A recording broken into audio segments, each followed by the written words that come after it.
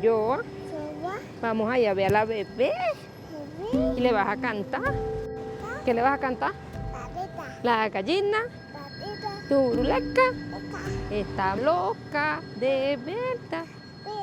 La gallina turuleca. ¿Cómo vas a llamar yo? Quiero reencontrarme con mi primo Luis, que está en Quito, para conseguir el dinero y pidiéndole a Dios que se me dé todo lo que le he pedido para traerme a mis hijos y estar aquí con mis hijos tranquilo.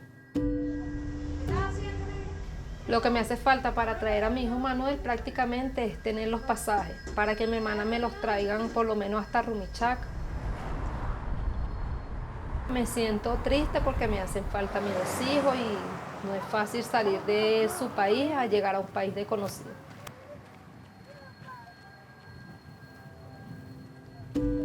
¿Por qué no quiere? Mira para allá, qué bello.